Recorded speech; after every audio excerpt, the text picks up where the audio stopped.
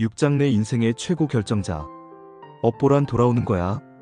2008년 국제금융위기 전까지 문명 세계는 20년 가까이 유례없는 호황을 누렸다. 너도 나도 집을 사고 실증날만 하면 차를 바꾸고 외국으로 휴가를 떠나고 최신 유행을 쫓고 밥값과 맞먹는 라테를 사 마시는 것이 어디랄 것 없이 세계적 트렌드가 되었다. 특히 서구에는 힘들게 일하지 않아도 누구나 부유하고 풍요롭고 만족스러운 인생을 누릴 자격이 있다는 인식이 팽배했다. 베이비 부머 세대는 이런 의식에 문제가 있다고 여겼지만 그들의 자녀인 X세대는 이 개념을 열렬히 수용했고 그 다음 Y세대는 그것 아닌 다른 현실은 알지 못했다. 금융 거품에 따른 가짜 호황은 많은 이들의 머릿속에 나의 행복을 책임지는 사람은 내가 아닌 다른 누구라는 믿음을 소리 없이 심었다. 그것이 정부든 부모든 사회든 기업이든 조합이든 상사든 우주의 힘이든 상관없었다. 다만 나 자신은 아니었다. 나 아닌 다른 주체가 내게 찬란한 인생을 보장했고 자동으로 내 인생의 부정적 측면은 모두 그 주체의 잘못이었다. 내 잘못이 아니었다. 사람들은 자신의 처지를 배우자, 애인, 출생지, 외국, 날씨, 유전자, 은행, 난민, 종교의 탓으로 돌리기 시작했다.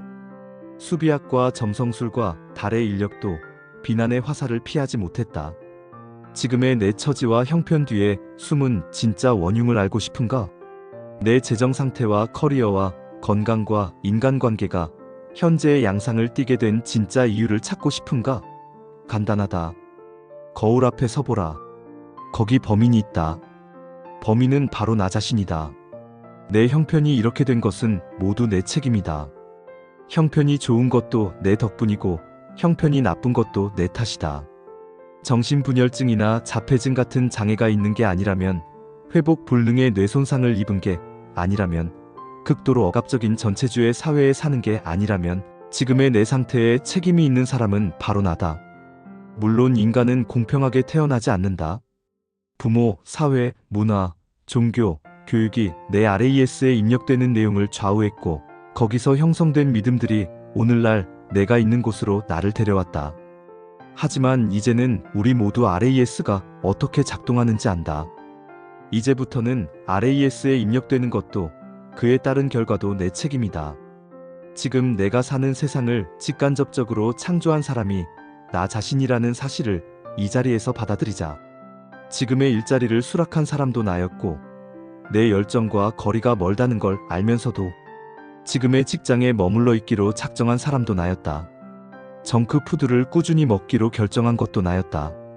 내가 내 손으로 정크푸드를 내 입에 우겨 넣었다. 하고 싶지 않은 일을 요구하는 사람들에게 싫다는 소리를 못한 것도 나였고 계속 기대를 저버리는 사람을 계속 믿어온 사람도 나였다. 내게 끝없이 비탄과 배신감만 안기는 친구나 가족에게 선을 긋지 않은 것도, 학대하는 사람이나 미래가 없는 관계에 굳이 매달려 있는 것도, 규칙적으로 운동하지 않은 것도 내 결정이었다. 나를 돌아버리게 하는 직원이나 고객이 있는가? 이기적이고 바람성 말을 일삼는 친구가 있는가? 나를 감정의 쓰레기통으로, 호구로 여기는 사람이 있는가? 다 내가 키운 괴물들이다. 내가 그 괴물들을 내 인생에 끌어들였고 내쫓지 않았다. 주위 사람들이 나를 불행하게 한다면 그것은 그들의 잘못이 아니라 어쩌면 내 잘못이다.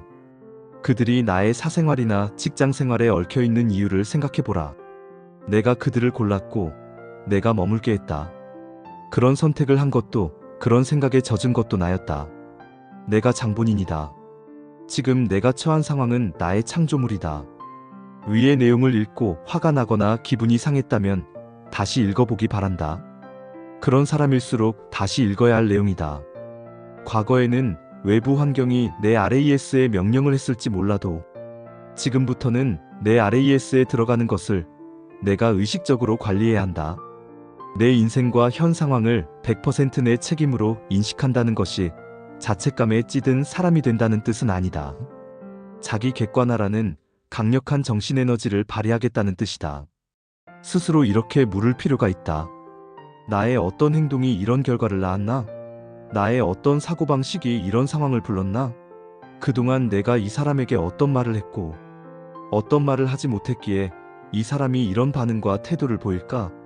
나의 어떤 믿음이 이런 결과로 이어졌나? 지금과 다른 결과를 얻으려면 내가 어떻게 해야 할까?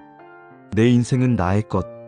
내 상황을 100% 내 책임 아래 두는 것은 내 인생의 주도권을 전적으로 내가 가지는 것이다.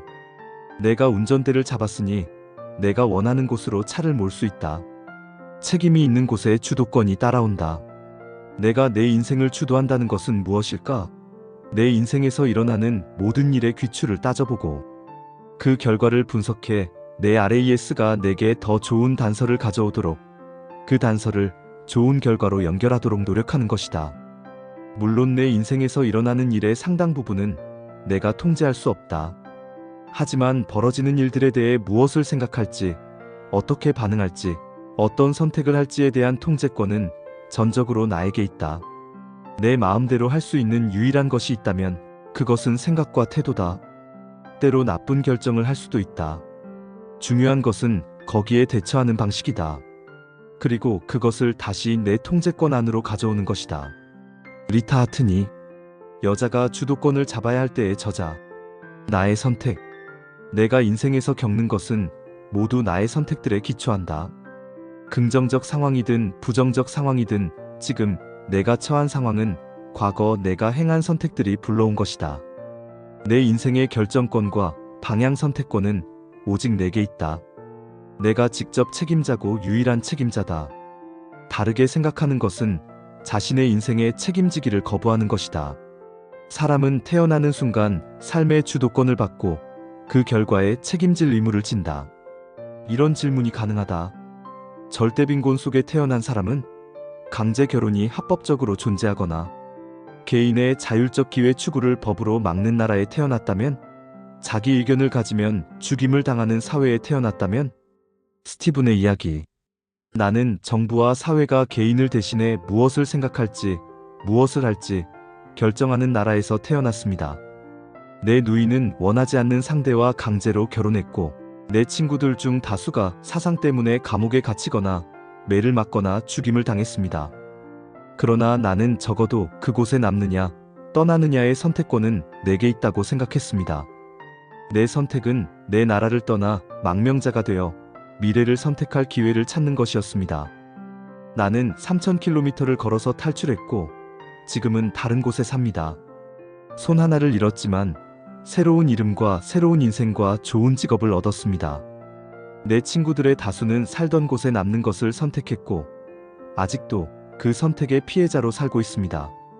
내 선택은 위험을 무릅쓰고 다시 시작하는 것이었고, 나는 현재 그 선택의 보상을 누리고 있습니다. 나는 어쩔 수 없는 처지라고 생각했던 처지에서 벗어났습니다. 인생의 혜택을 태어나면서 거저 얻는 사람도 있지만 필요한 위험을 감수해야 하는 경우도 있습니다. 현재 어떤 형편에 놓여 있는지, 어쩌다 거기에 이르게 됐는지는 중요하지 않습니다. 우리에겐 스스로 새로운 환경을 선택할 힘이 있습니다. 스스로 환경과 처지의 피해자가 되지 마십시오. 누구에게나 자신의 인생을 선택할 능력이 있습니다. 어쩔 수 없는 일. 인생은 내 의지와 상관없이 일어나는 일들로 가득하다. 예를 들어 쓰나미나 산불이 집을 쓸어버릴 수도 있고, 음주운전 사고의 피해자가 될 수도 있고, 목숨이 위험한 병에 전염될 수도 있다. 그러나 세상에 대한 내 생각과 행동과 반응을 결정하는 것은 전적으로 나다. 거기에 대한 지배력을 행사하는 사람은 바로 나다. 이런 생각과 행동과 반응이 모여 선택이 되고, 이런 선택들이 나의 미래를 조성한다. 내 인생은 결국 내 선택들의 결과다. 인생이 마음에 들지 않는가? 선택의 질을 높이자. 내 인생은 내가 한 선택들의 결과다. 자신의 인생이 마음에 들지 않는다면 선택의 질을 높이자. 미첼의 이야기. 미첼은 27세 때 오토바이 사고로 몸의 65%의 화상을 입었다. 부상에서 회복하고 4년 후 그는 조종사 자격증을 땄다. 그런데 얼마 후 이번에는 비행기 추락 사고로 하반신이 마비되는 부상을 입고 평생 휠체어에 의지해 살게 됐다. 하지만 그는 번영하는 삶을 살기로, 삶의 주도권을 놓지 않기로, 인생에 일어난 변화에 의연히 대처해 나가기로 결심했다. 그는 의지와 용기로 자신의 변화를 불가능에 맞서는 긍정적 힘으로 만들었다. 사고 후 미첼은 콜로라도 소도시의 시장으로 선출됐고 재임 기간 동안 에몬스 산에 몰리브된 광산이 들어서는 것을 막아내며 산을 구한 시장이라는 찬사를 받았다. 성공한 기업가로 지역사회에 일자리 1,000개를 제공했고 콜로라도 국회의원 후보로 뛰었으며 명망 높은 환경운동가 및 자연보호 활동가로 활동하며 국회에서 여러 번 관련 진술을 했다.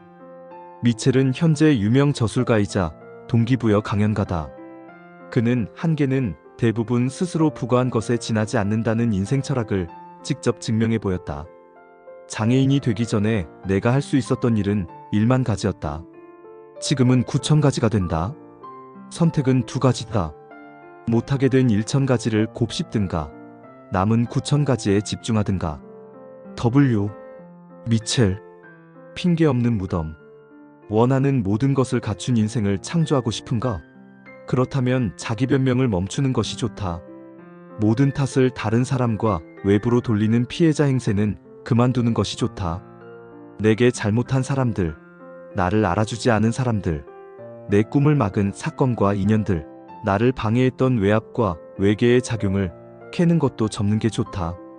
마이크로소프트, 페이스북, 사랑의 선교회, 애플은 세상에 없었을 것이다. 어떤 일에도 제한인자는 있다. 그러나 이런 제한인자를 극복하고 해당 분야에서 성공을 거둔 사람들도 수천 수만 명씩 있다. 제한인자가 정말로 제한인자라면 세상에 성공할 사람은 하나도 없다. 나를 지금의 처지에 있게 한 것은 내가 한 행동과 생각들이다. 지금의 나는 내 선택에 의한 것이다. 이것이 인생의 진실이다. 하지만 과거의 선택들과 그 이유는 이제 더 이상 중요하지 않다. 그것은 과거일 뿐이다. 오늘부터 시작되는 미래는 내가 오늘부터 선택하는 생각과 행동들로 결정된다. 그리고 그 선택은 100% 내 소관이다. 형편없는 선택의 결과. 나쁜 선택을 했다고 멍청한 것은 아니다. 나쁜 선택의 나쁜 결과는 인생이 우리에게 교훈을 주는 방법이다. 사람들은 대개 경험에서 배운다. 같은 실수를 또 하는 것은 내가 경험에서 교훈을 얻지 못했음을 보여주는 것이다. 같은 실수를 반복하고 있는가? 그렇다면 자기 파괴 셀프-세버타지 같은 이상 심리를 의심하고 전문 상담사나 심리치료사의 조언을 구해야 한다. 인생의 사건들은 내가 알아야 할 것을 가르치기 위해 일어나는 것이다. 그리고 내가 알아먹기 전에는 절대 없어지지 않는다. 같은 실수를 반복하면 그것은 더 이상 실수가 아니다. 선택이다. 올 것이 오는 이유. 인간에게는 같은 행동을 되풀이하면서 다른 결과를 기대하는 해괴한 심리가 있다. 내 인생이 이 모양이고 내게 있는 것이 이런 것뿐인 이유는 내가 같은 사고방식과 같은 행동 양식을 반복하고 있기 때문이다. 내 인생은 왜 항상 거기서 거기인지, 내가 만나는 사람들은 왜 항상 그저 그런지, 내게 걸리는 것들은 왜 항상 그 모양인지 궁금한가? 내가 동일한 사고 과정과 의사결정을 반복하고 있기 때문이다. 지금까지 하던 대로 하면 지금까지 살던 대로 살게 된다. 결과가 진실을 말한다. 나는 환경의 피해자라는 거짓말로 스스로를 속이는 일은 오늘부터 그만하자. 남들에게 내 잘못이 아니라고 말하는 것도 그만하자. 따져보면 다 내 탓이다. 내 생각이 내 행동으로 이어진 결과다. 내가 원인 제공자다. 현상을 유지하는 것도 바꾸는 것도 내게 달렸다. 결과는 내 선택들의 진실을 말해줄 뿐이다. 실상을 깨달았다면 RAS를 다시 프로그래밍해야 한다. 투덜이와 칭얼이. 불평은 말 그대로 마음이 불편한 것이다. 지금의 것이 마음에 차지 않아서 더 나은 것을 바란다는 뜻이다. 더 나은 집, 자동차, 애인, 건강, 일자리 등등. 하지만 불평하는 사람은 듣는 사람에게 자신이 더 나은 결과를 바라기만 할 뿐, 필요한 조치를 취하거나 위험을 감수할 준비는 되어 있지 않다는 인상을 줄 뿐이다.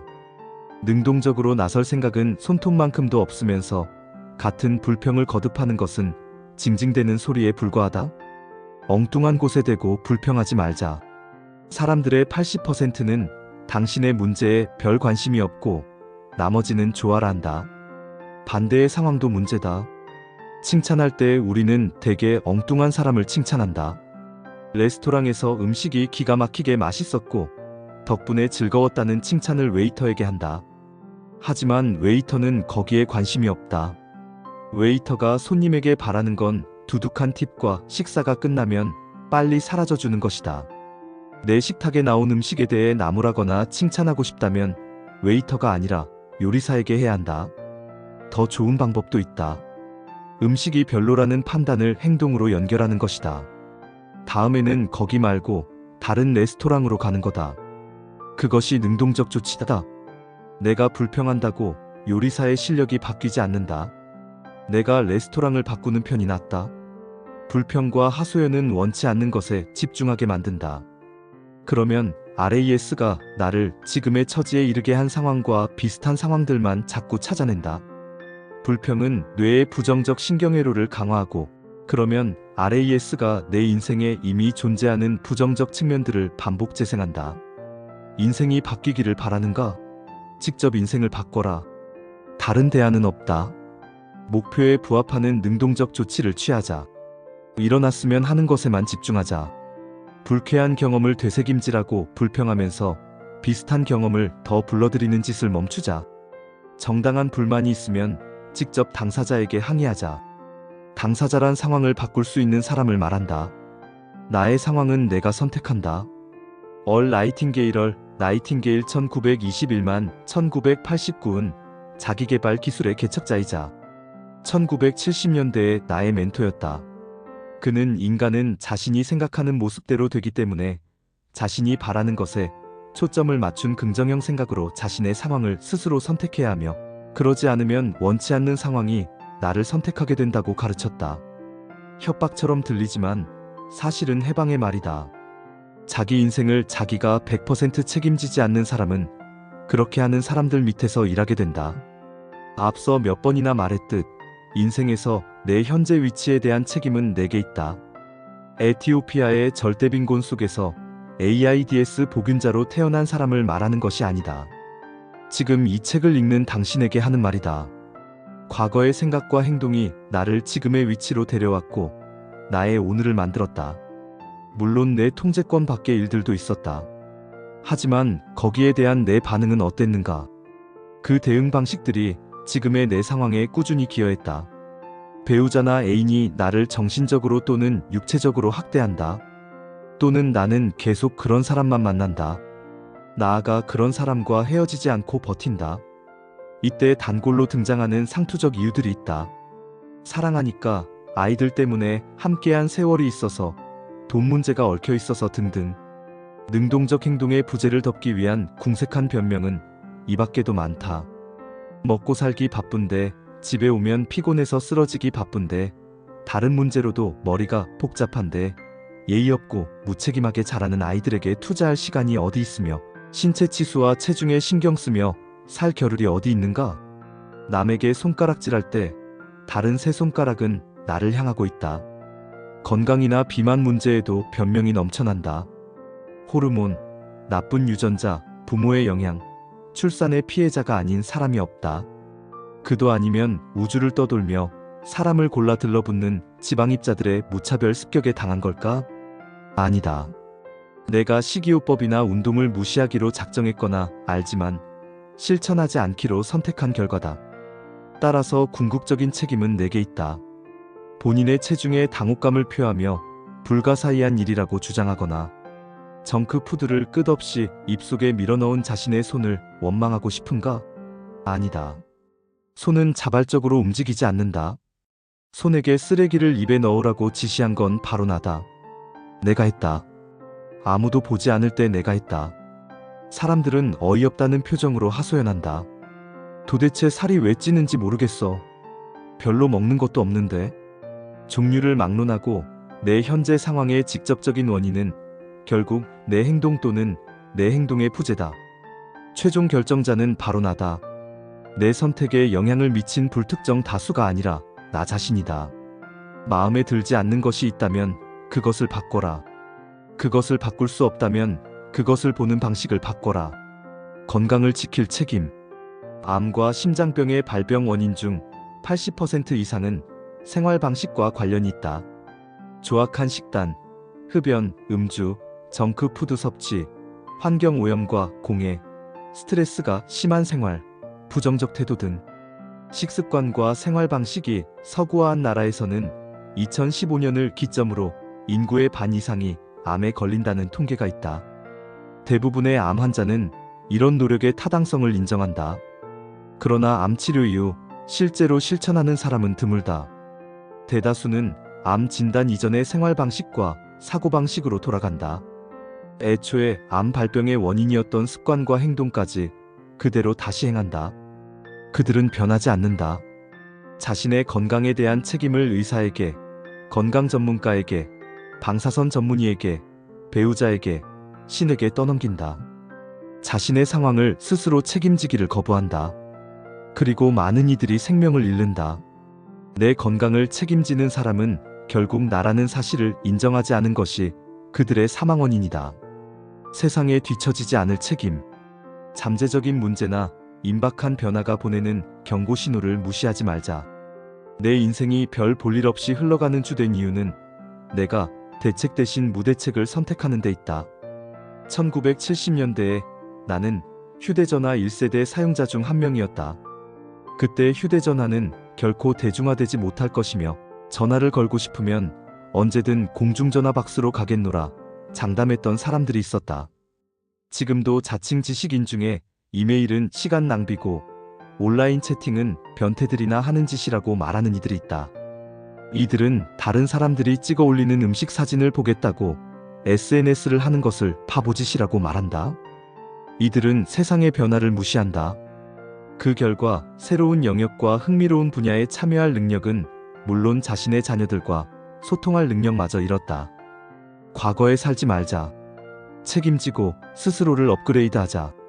내 인생의 수질 관리. 세상은 내가 아는 만큼 베풀지 않는다. 내가 행동하는 만큼 베푼다.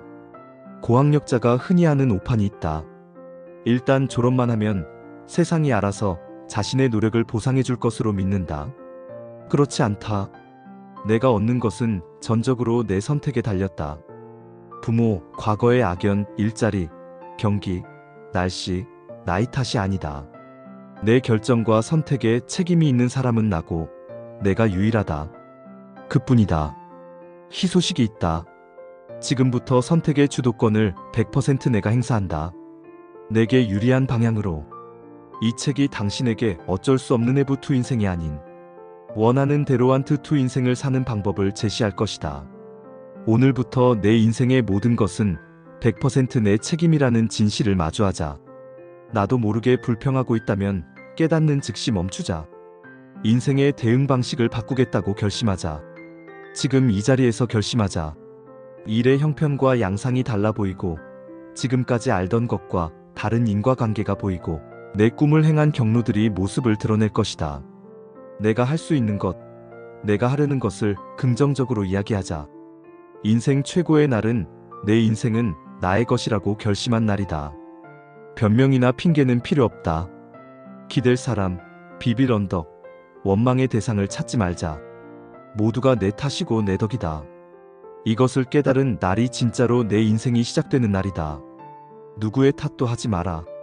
좋은 사람들은 행복을 주고 나쁜 사람들은 경험을 준다. 최악의 사람들은 교훈을 주고 최고의 사람들은 추억을 준다.